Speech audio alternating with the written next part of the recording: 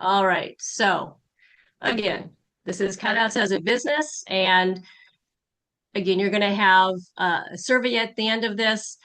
Our funding body that helps us do this kind of work is the Iowa Farmers Union and North Central SARE.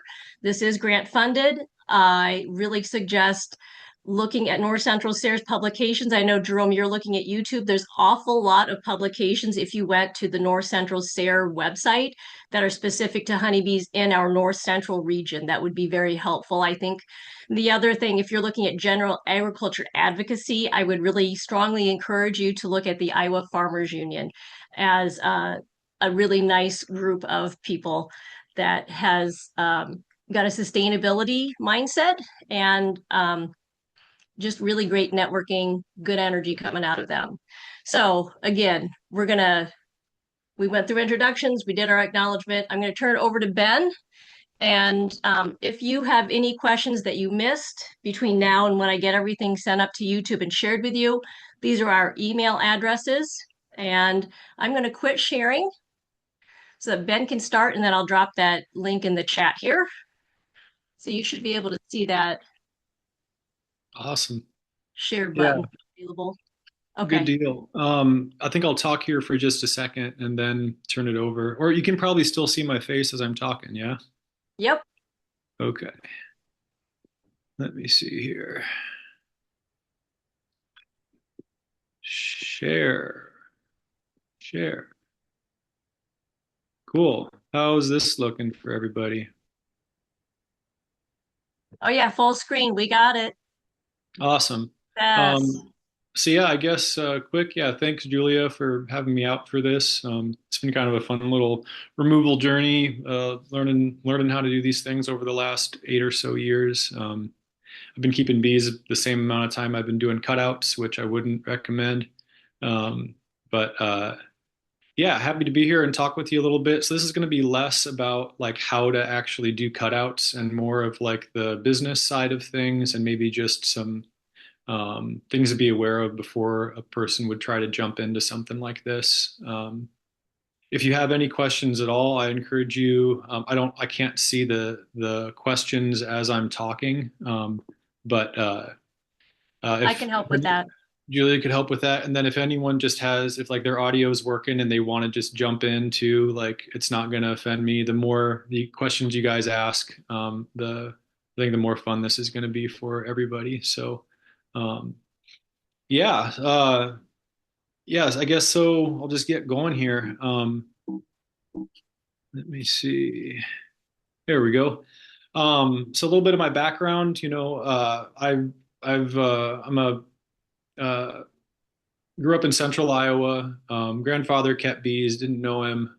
He died before I was born, but kind of felt like it was in the blood after I got going with it. I get my background is in ecology, so I do botany and wildlife surveys for state and federal government. And then as I got into bees, I wanted to try to acquire genetics from unmanaged colonies that didn't see the same pressures from most of commercial beekeeping, supplemental feeding and uh, treatment for varroa mites. So for me, one of the easiest ways to find bees that have at least lived for one season or even just a few months or longer without that kind of stuff was to get into cutouts. Um, I've been completely self-employed for 8 years. I have 8 years of experience doing removals, and I've only been doing a good job at removals for about 5 years. Those first few were definitely a learning process, and I feel like seeing your name Jerome, you said you've been watching a lot of YouTube videos, and that was kind of like my training. I feel and just how to work with the bees calmly, what kind of tools to have, tips and tricks. Those videos are great. There's a guy out of Louisiana, Dirt Rooster, 216 Dirt Rooster, or something like that. I really enjoy his content, or at least I did when I was first getting into it. And good place to really learn some of the details. I have a background in construction and hardware, so my dad ran a hardware store since I was 12, and that allowed me to kind of know where everything was in the store and what everything, what the tools were at my disposal for doing these things. Because I feel like I'm just as much as like a general contractor in a house as I am working with honeybees. You need to be familiar with construction methods, soffits, walls, floors, ceilings, HVAC, electric. There's a lot of things that if you're doing these in like a residential setting, you're really going to need to have a good knowledge base of that kind of thing. And um, for me, the first couple years I was doing them, I didn't have all of those things that I really felt like I needed. So I had a buddy of mine who, when I would get hired for a job that felt a little bit outside of my wheelhouse, I'd give him $100 to drive over and give me some recommendations and borrow me a tool. And he was kind enough to help me out with that and not charge a lot. So that was really helpful until I felt like I got up off my feet. Um, be aware of those hazards, electric, water, things like asbestos. I'll show you some more pictures here down the road. And then a lot of this ends up being customer service experience, has an important role. Even as a therapist, it seems like for some of these folks, like, there's a lot of energy associated with, bees coming into someone's house, and there's a lot of ways to, um, a lot of times they talk a lot more than they need to, so being a good listener and someone who can um, help someone through a stressful situation is going to be important, because you'll be working directly with customers, and then as well, get jobs where I work with, If you turn the screen on. pest control firms who then would contract me out to go do different jobs. Things like I had one at like a Target distribution warehouse, where I'm working through a third party. Other ones where I'm working with managers at apartment complexes. So being able to navigate those things is important. And then I did form an LLC pretty early in this to protect myself legally. And it's just a nice professional way, an easy way to get your taxes sorted out with that kind of thing.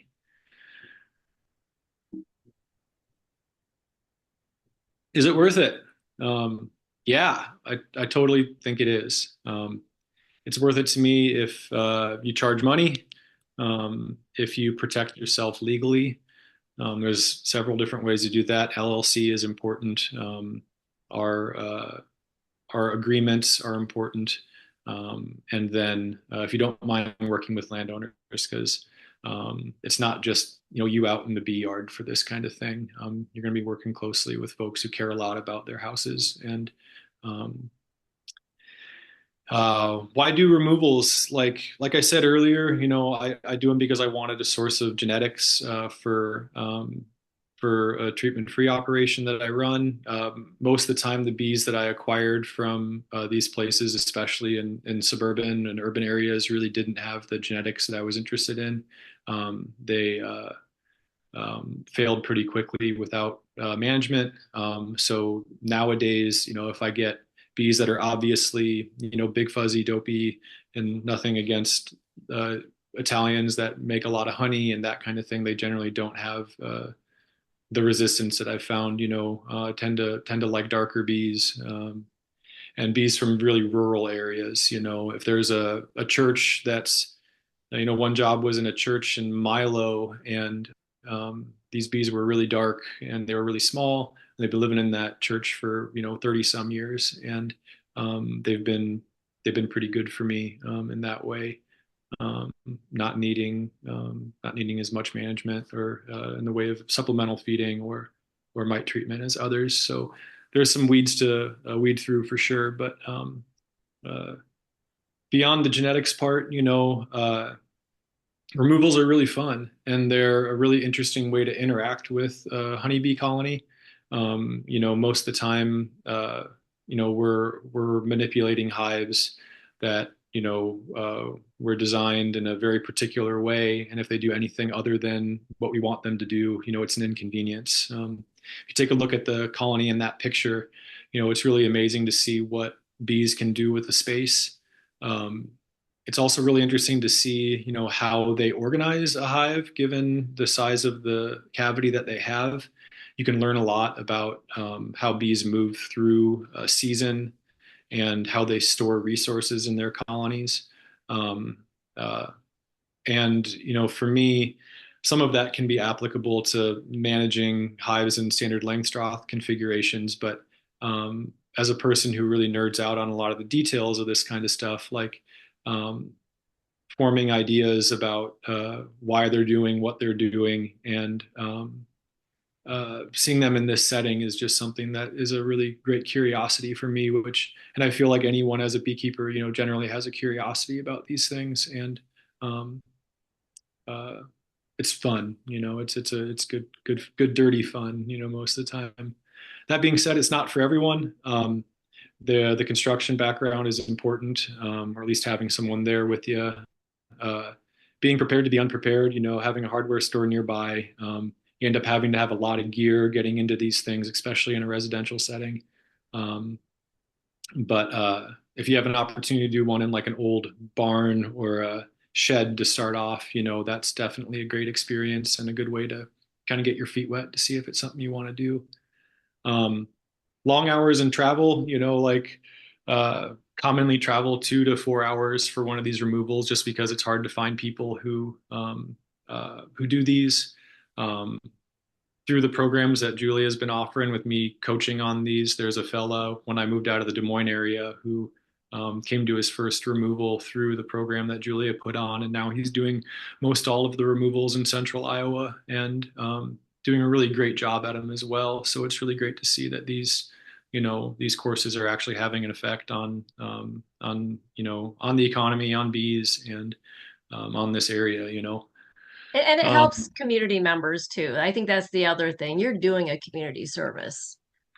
yeah, I agree. Like a lot of these pest control companies these days, they don't spray anymore for honeybees, and it's good because it can be a real mess when that kind of thing does happen inside of someone's home, and yeah, there's a need, so I'm glad to be a part of it. Um, these jobs I usually start no later than noon during the day. If I got a 2 hour drive, I'm leaving at 10 a.m. That means I need to be packed the night before. It takes an hour plus to clean out the truck, get everything I need, load up, drive 2 hours to a site, get there, work for 6 hours, leave because I need to get dinner and wait for it to get dark and then come back at dark to clean up stragglers. By that time, it's in the summer, it's 9 o'clock at night and you're pulling bees off of a ladder at dark and then you're driving home and not getting home till 11 o'clock. So to do these things properly, it's a big investment in time and energy. And You're also going to get lots of phone calls, um, I won't really do a mock phone call here, but I guess, for example, in the last 3 days, I've gotten 3 phone calls about bees. And this time of year, it seems to be mostly mason bees that show up early to people's houses. And like dealing with photos and videos and blurry and out of focus and not close. And Dave told me it was a bee, but Susie said it was a wasp. And needing to know, biology of all these other critters is important. And then just taking the time to work with these folks. So, I probably got an hour of my time invested in phone calls and videos and messages back and forth with 3 different people. And, uh, none of them turned into a job. And It might be here on my next list, but I think comes up earlier. But I've started sending people a text message asking them if they'd be interested in buying me a coffee for spending time with them and giving advice. And I'd say 10% of the time people send $5 or $50 or something like that. And when you get to yellow jacket season, if you really got your name out there, you're going to be dealing with a lot of phone calls with things that don't turn into jobs. And handling 6 or 7 a day starts to feel like some real work. Well, and there's awful, isn't there a lot of prep work before you even get on site and start packing up all your gear? I mean, just the amount of prep. Yeah, so I mean, it takes at least an hour, if you've already got everything kind of tucked away in totes and ready and labeled, to make sure. you've got all the right equipment. And then if you haven't been able to give an initial site inspection, you've got a decent idea for what you might be getting into, but you have to bring twice the amount of gear that you will probably need because you don't know if behind that drywall is actually brick. And now you're going to need a concrete saw and a hammer drill to get into something. Uh, Needing empty equipment to bring along, uh, needing frames that have small starter strips on them or are completely bare. I find a good starter strip on a piece of cutout comb is kind of the way to go, especially if they're not full depth for a deep. Um, and then even getting home after that and cleaning up all your tools and processing the honey and wax that you have, getting your bees set, needing to check them pretty regularly, feeding them if that's something that you need to be doing if it's been raining or if it's a bad time of year. It's Yeah, I've learned a lot since the first day I just kind of showed up with a trunk full of tools and a little Honda. For example, I've gotten some phone calls about trees recently. So this one on the right here, there's honeybees living in this part of the silver maple tree. And the phone call I got about today was, yeah, can you come get these? And it's like, wow, like, I'm going to need to be a tree climber or, which I am luckily, but need to rent a lift. I'm going to need to know rigging. I'm going to need to know how to operate a chainsaw. Um, there are many specialties and many ways to go with these kinds of things. The one on the left here was a job outside of West Liberty last year, and that one required a lift, and it also required this. This was a giant log home that was quite expensive, and the guy who had me out.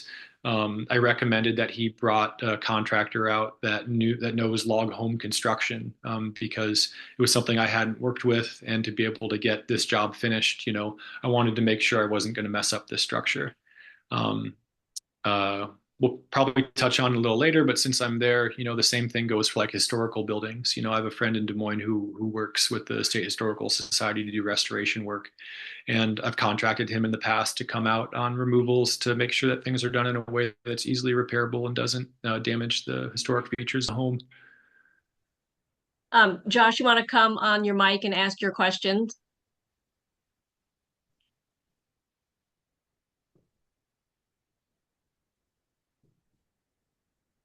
Okay, if not, I'll ask it. It says, have you noticed a trend as to the times of year when you receive more requests? I've had calls pretty much all year except when they aren't flying. I haven't done any when they don't have time to stabilize for the cold weather.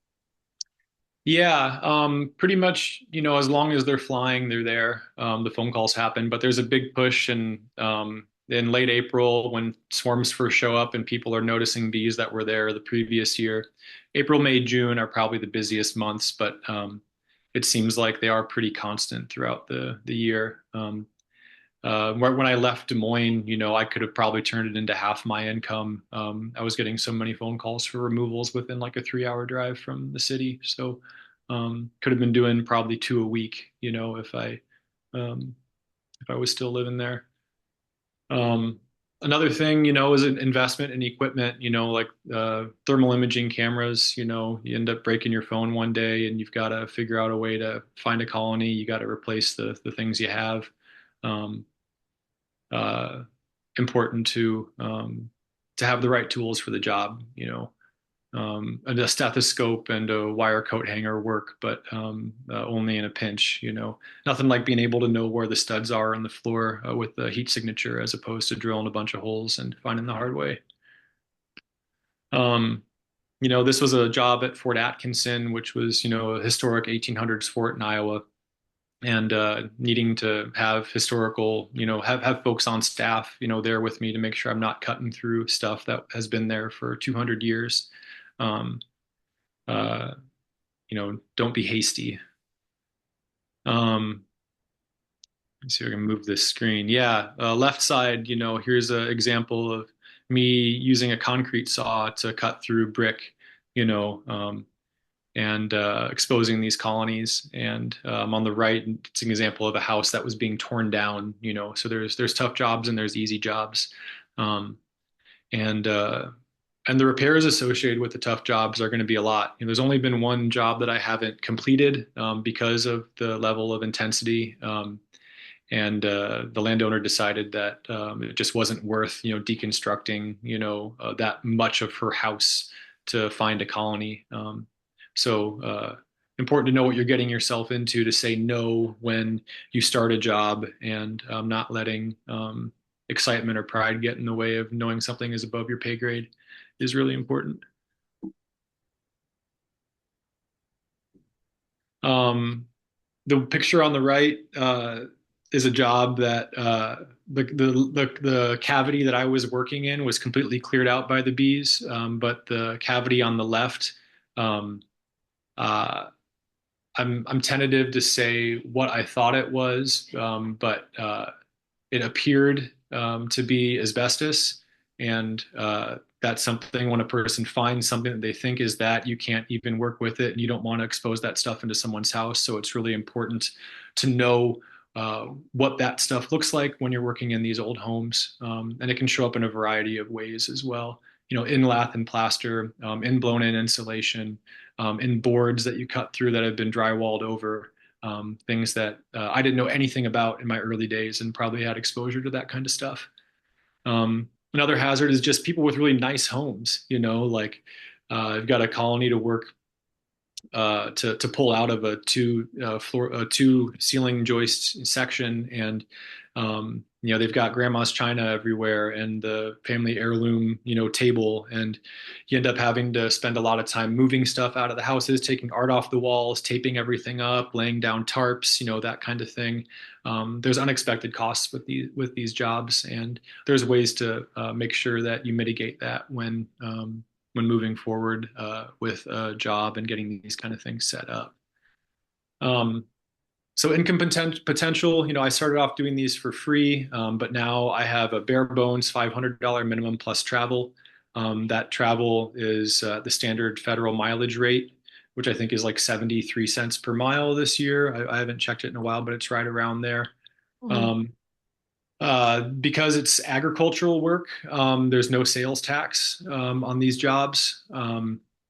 That involves livestock, so you don't have to worry about a sales tax ID number. I didn't know that for the first couple of years, so I was paying sales tax on a lot of these jobs until I realized that. Um, I will offer inspections for a fee of $100 or more with travel. Um, to show up to somebody's house with a thermal camera and talk to them for an hour.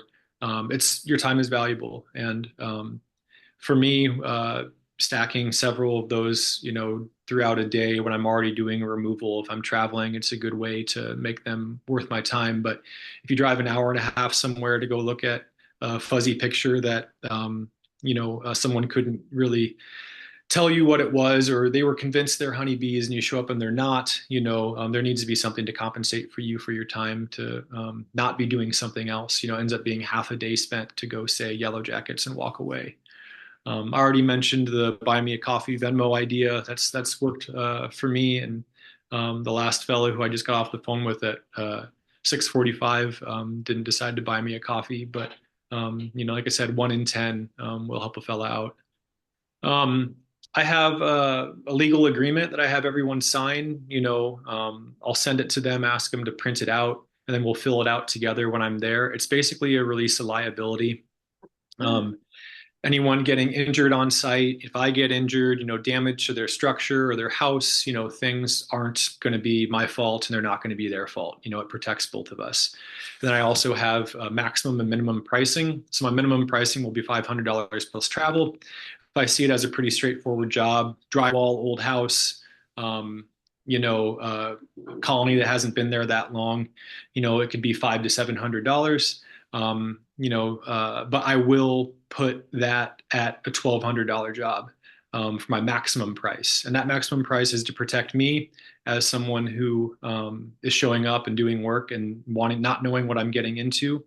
And this is at $100 an hour rate, by the way. And then also to protect the landowners, because if it ends up being something that's much larger than they expect, I want them to not have unexpected costs as well. So I'll max that out at a price where I think it might be a day and a half of work, uh, those jobs also don't include rentals for things like a lift or any scaffolding or anything that might be necessary because, a lift's going to cost $400 to get out there and get delivered. So these are things to be aware of. Um, you get a bee colony for honey production. You get honey and wax out of this deal. The honey sales is kind of, a hot topic with this kind of thing. You need to make sure that the bees haven't been sprayed. They haven't historically been sprayed. It's almost easier to just not sell the honey and keep it for yourself and give it to folks. But, it's kind of hard when you're working in a structure and you can really trust the people that, they've been there for 2 years and they haven't done anything. And you end up with 3 5-gallon buckets of honeycomb. What are you going to do with all of that? So in the past, I have sold some, but I've been pretty careful about what I've sold. Um, Wax is always great, I get into that kind of thing. And then two other things that we can talk on later are other species of stinging, flying, stripy things, and jobs related to trees. So, if you have specialties in either of those things, there are opportunities to utilize those skills. Um, I don't know if I mentioned it on the next one, but uh, oh, I'll mention it at the end. But this is my setup for extracting honey after I've done a cutout. A basic crush and strain. You've got 50-gallon or like a 50-gallon trash can lid. I hold it up with some rings from wide mouth mason jars. I put a big colander over it and I layer it with cheesecloth. And then I smash all the honey. I really like putting pollen in with the honey as well when I do this kind of thing. And then let it strain through the cheesecloth for about 2 days. You don't get nearly as good of an extraction rate, but you get a really delicious honey that has a lot of flavor to it. And people really enjoy. I call it pollen heavy, a way to have something different at the farmers market as well. Um, the truth about cutout bees, there's a lot of things that I've heard very experienced beekeepers say, that cutout bees are trash. They're full of mites and you know they're going to die and they're full of disease. And I don't find that at all. I've I find that 98% of colonies are healthy and queen right. Really any time of the year I interact with them, I find that there's a lot of ways, a lot of reasons they can do that. They're often limited by space. They swarm more often. They're not managed. They don't have the interruptions. In what they're doing from a beekeeper's hand. They do a pretty good job of taking care of themselves. Um, Never encountered any kind of foul brood or sack brood or anything. The worst thing I've encountered is a swarm that really happens at the wrong time, and we run into dearth, and they're cannibalizing larvae because they don't have enough food. Um, Even colonies that have been sprayed, it's usually like a home treatment, or even some of these jobs where they have a pest control company come out. Um, they rarely kill the honeybees because they don't apply into the inside of the colony. But when I do learn that they have been sprayed, I will charge an extra $200 or more. Um, if there is a risk for myself and the bees that have been sprayed, I don't want to be exposed to pesticides. I can't use the honey. I really can't use the wax. So it's going to cost someone more if I have to be around that. And if they don't want to, that's fine. They need the job done more than I want to do the job most of the time. And that attitude has definitely changed as I've taken this more professionally as well. These bees recover really well if the cutouts are done early in the season. They might require heavy feeding if done late in the season. Like if someone has a colony that needs to be removed in September or October, I'll see if they can wait till the next year. And if not, I'm happy to do them at that time of the year because that much stored honey can cause a risk to the home. So I will do those jobs late in the year, but they might need to be combined with another colony or be fed really heavy. To be aware of that. If I if I have when I do these removals, I bring them to a separate yard for them to get kind of associated and uh, rebuild after that trauma they experience from being cut out. I'll monitor them for any kind of illness that I see, and then if I determine that they're from a location where I don't think they have promising genetics, it's really common for me to pinch a queen and requeen it with genetics that I prefer. Um, and at the end of the year, sometimes I'll combine three of these into one and have one strong colony, and that works out really well. Notice I had good genetics in quotes. Really, the bees that I encounter, they fit really well into a honey production model. Um, Other species. Great way to supplement income. I've done everything from yellow jackets, like small colonies, those paper wasps that, underneath your awning. Did a lot of bumblebee removals when I was still living in Des Moines. Um, I had a friend from high school who's really afraid of cicada killers, and she paid me to come out on her back porch with a butterfly net and catch cicada killers for 3 hours. And I'm getting a lot of phone calls about mason bees as well. For these jobs, I always have a $200 minimum plus travel. With yellow jackets, it's often, drive there, suit up really well, operate the bee vacuum, if they're in the ground, vacuum up as many as you can, and then, place the colony into a Rubbermaid container, rebury it with a hole in the top, come back at dark, throw some duct tape over the top. Excuse me. I have a weird sneeze. And you're done. Really just like an hour of work for $250. But the folks who are getting these jobs done are really happy to not have a chemical means of um, uh, and I haven't checked in with any pest control companies to see what their rates are for this kind of thing, but I'd be very surprised if it was less than $250 to come out and do something like that. And that also requires coming back at dark, so you're making 2 trips there minimum. Um, and sometimes you don't get them all. Like sometimes with the bumblebee colonies, they really don't like coming back to. They'll sleep on flowers overnight.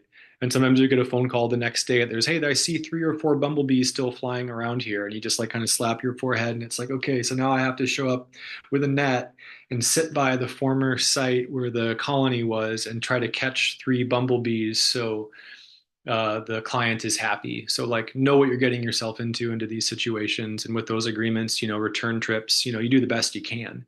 A return trip might have to cost more because if you have a landowner that um, if they see one bee, they're upset with you. You either have to be fine with taking their check and telling them that, uh, well, deal with it, in a much kinder way than telling them to deal with it, or you have to show back up and spend that time and doing that, getting the job done to their satisfaction. So those minimum and maximum prices are really important.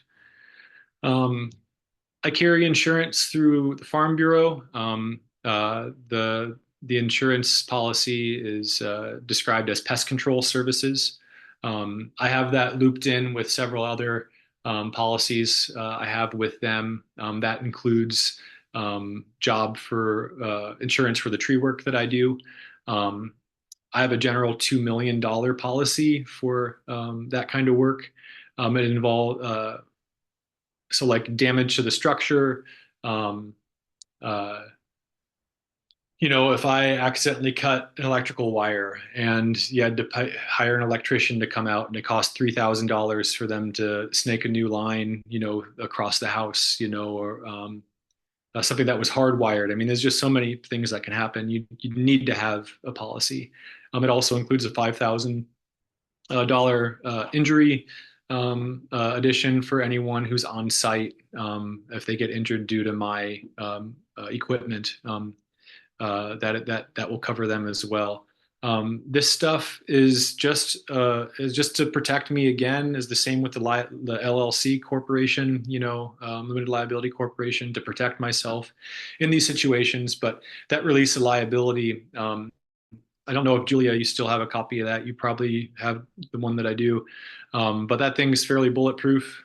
And I don't do a job unless I get a signature. And I've never had a problem after they sign that, this picture here up top, it's showing this really ornate oak trim in this person's house. And, if I accidentally ran a Sawzall through that, what's it going to cost to have someone custom make a piece of, 75-year-old trim that's perfectly stained, it's going to cost more than I want to pay, and I can't do it. So these policies are important. And it costs me about $100 a year. Totally worth it. Even combined with the tree policy that I have, I think everything is like $380. Because they measure these things often by how much income you make doing that. So like the general policy for pest control services is like $25 annually. But then I pay like my Farm Bureau membership fee, which is like $40 every year. And then there's just some other general fees, and like it's like $50 to $100 to have probably $1 million policy, and it's worth it for me to be able to show up and be protected. Took some risks at the beginning, that's for sure. So, Ben, is it okay? You want me to go ahead and share with everyone who signed up, share the legal agreement and Yeah, please do. okay. Okay. And then we do have a question from Jess who's saying, how do you like, you must have seen it in your picture in the back there, the everything bee vac for keeping bees alive throughout a long day and travel without them getting too sticky and piling up. Yeah, I use the everything to BVAC. I love it. I did buy like an additional uh, like storage, an additional bucket to go with it, so I can split the bees up if it's a really large colony or if I have two colonies in one day. Um, I have had, really hot days where you go to dump the bees out and you have, 20% of them that didn't survive. At the end of the day, I'm finding the queen like 98% of the time, 95% of the time. I think only twice in the 50 or so that I've done, I've not found a queen. Um, so there's a pretty low risk if you're good at it of having her end up in there, and they're really good at recovering from even a bump like that. Uh, there have been some tricks to, keeping those cool, or if I have like two colonies in one house, I will find a place nearby, often ask the landowner if they know someone who lives at least 3 miles away. And then I can go halfway through the day and dump out the first colony. And then because I'm not finishing the job till dark anyway, I can then drive to the other site, and go pick up those bees from that location. If the job is taking you a long time and you're worried about, the bees dying in the vac, you can take a break after 4 or 5 hours if you're trapped up in a 95-degree attic or a 95-degree crawl space up above someone's garage where you're standing on rafters, um, and go dump them out into one of your boxes that has a couple of frames of their brood, and they'll stick around, and then you can combine them later. Um, uh, Good question. Yeah. Um, Additional ideas, things that I don't do, are repairs. Sometimes if it's a really easy job, I'll just screw stuff back up onto the wall and call it good. But most of the time, although I'm restoring a house right now, I'm not a general contractor. I'm not great at drywall. I could definitely get something covered back up, but you're going to see seams. I'm not going to stick around and want to paint. I'm not going to want to retexture. That agreement has a lot of those things listed in there. But if you are handy in that way, you can double your income potential off of something like this by doing those repairs. Um, and even if you don't, if you have a contractor that you work with, in the past, I've gotten kickbacks for sending business to contractors' ways, and they'll throw me $100 for getting them a job, or take me out to lunch or buy me a case of beer or something. There's ways to make it worth your time, even if you're not doing them. I haven't looked too much into this one. I think I kind of put it in just for comic relief too, but there is a market for yellow jacket venom. And I know a lot of folks in the South where these colonies are kind of perennial, they can get huge. there are places that buy yellow jackets to extract the venom from them for that purpose. So, um, yeah, just another idea. If you're more ambitious than me, you can do a lot of these yellow jacket removals and maybe make a few extra bucks. And that's kind of it. I don't know if there's any other questions or if Julia has any other ideas for me on things I can touch on a little bit more. Tried to cover a lot of the basics, protecting yourself, knowing what you're getting yourself into. The library closes in 15 minutes. If you have materials to check out or have any holds to pick up, please bring them to the self-checkout stations at this time. If you need a new library card, we've got about help desk 15 minutes left. Do you maybe want to talk about the investment in equipment that you've got, like space for storage and yeah, just I don't know if there's a budget, but I'm just kind of going through our old materials that we've used in the past when we've presented together. Yeah, there's a significant investment in tools, tools and transportation and equipment, uh, gosh, I mean, it's almost like where to start. Julia, you could send that list to folks, but a bee vacuum is important. Uh, uh, Lots of power tools, cordless and corded, depending on where you're going to be working. Um, Gosh, yeah, I'd say if you were to buy everything fresh, you'd probably spend, $1,500, $2,000 on these kind of things. The thermal camera alone is, 300, 350. Yeah. A nice bee vacuum is like 400 or 500. If you're buying an extra bucket with it, it's even more. So that alone, gets you up to, $800 just to have the two most important things, and that still doesn't cover, all of the. I think the most important tool that I find beyond having the bee vacuum and the thermal camera is a multi-tool or a reciprocating. I think they call it a reciprocating saw. Mhm. It's got just these little blades that you can really do precise cuts along studs and in weird places. But yeah, I always end up with a car/truck bed full of tools and a lot of specialty tools as well, knives that have angles to them and, you know, tea tree oil for repellents, to move bees. Well, that kind of reminds me, another option, if another way I've made money in the past off of these is you get a phone call from someone and said, "Hey, bees just showed up at my house today.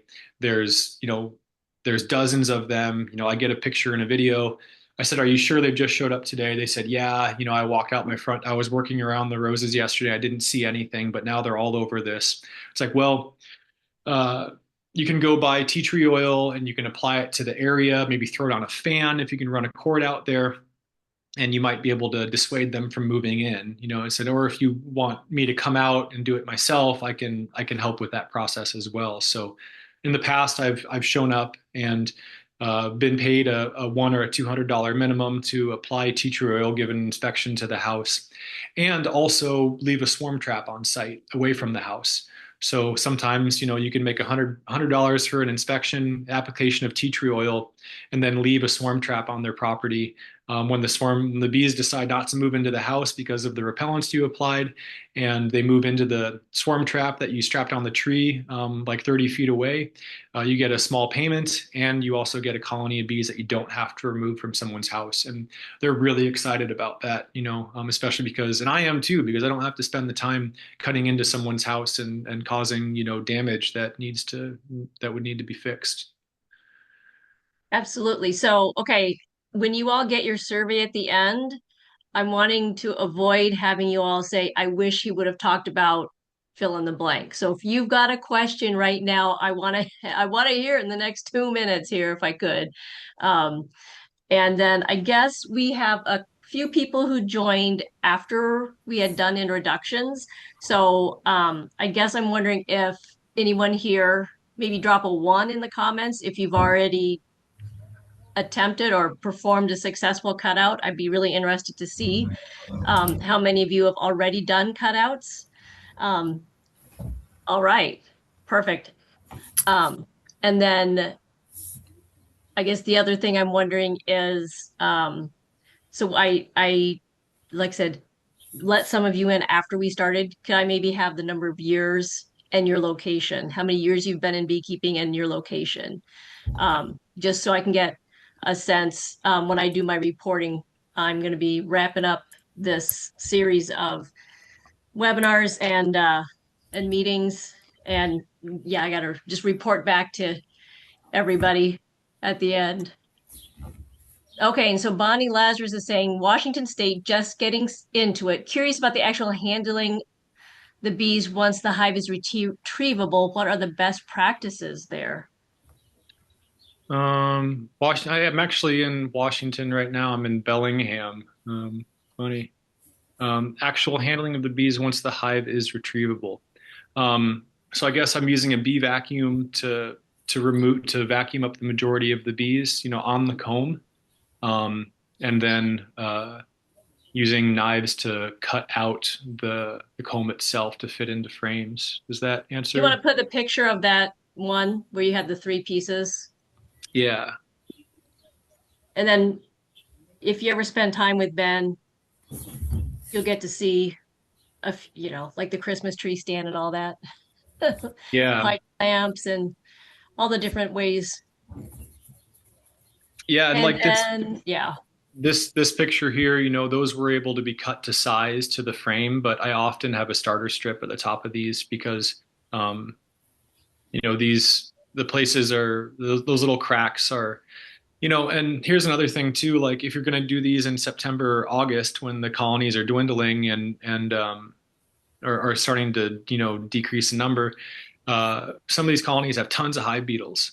And you go do a cutout, and like 2 years ago, it was terrible for me. I had like 5 colonies that all got slimed out by hive beetles. The populations of hive beetles were so high, and they were able to get underneath all of these combs where the bees couldn't actively manage them. And because they were just placed in there, I lost those colonies and the other colonies in that yard afterwards because there were thousands of hive beetles after those, pupated and went into the ground.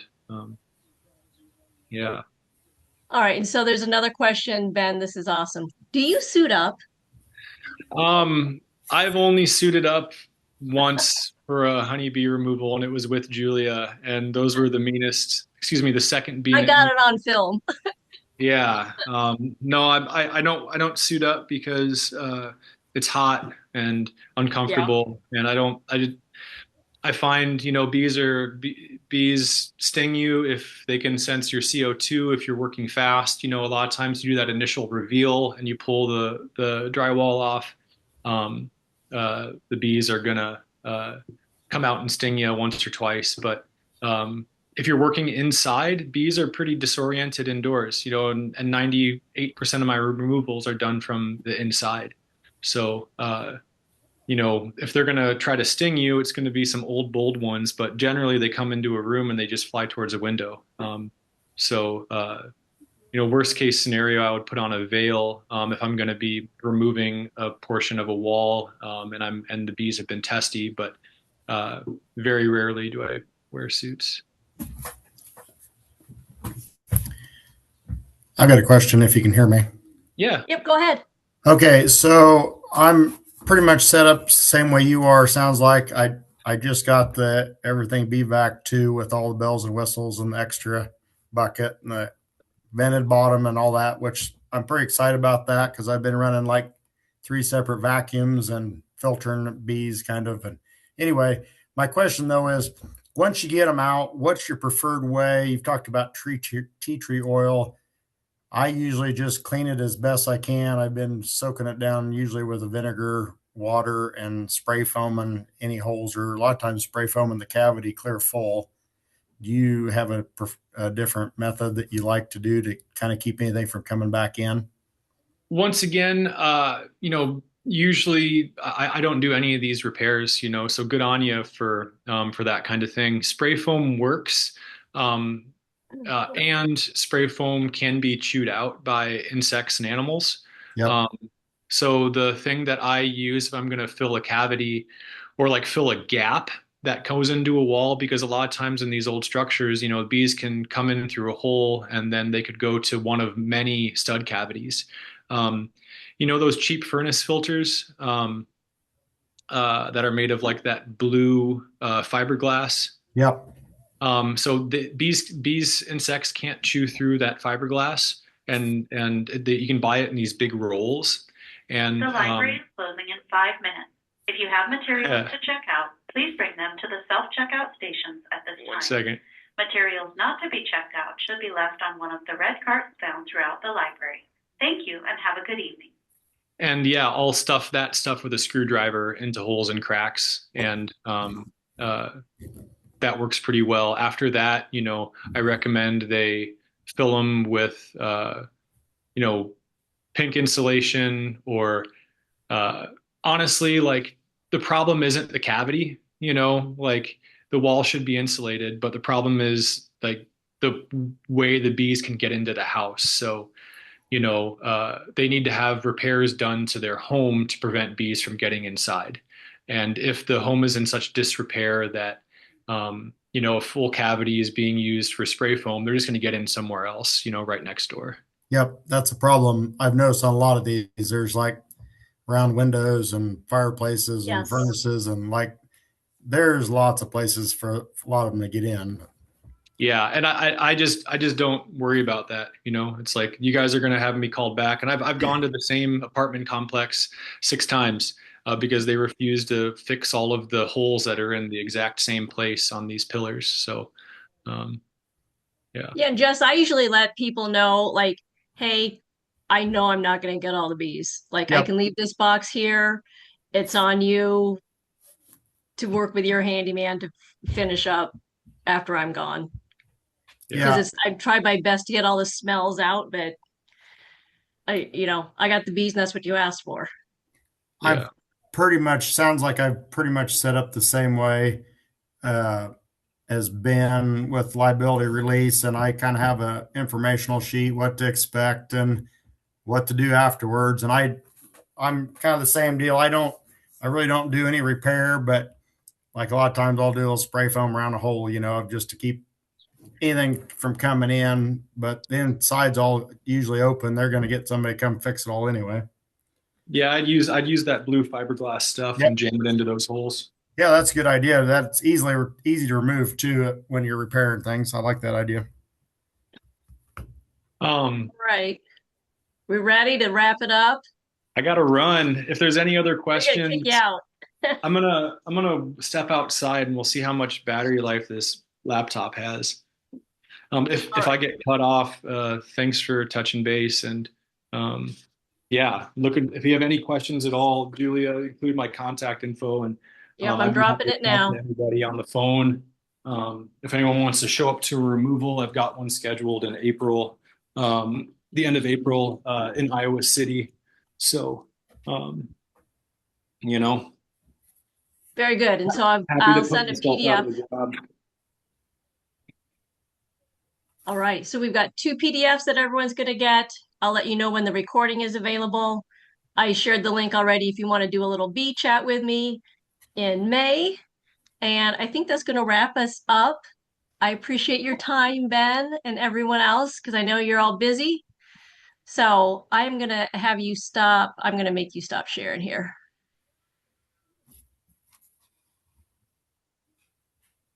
There we go. Okay. So I appreciate your time, and we will talk at you later. Thanks so much. Thank you.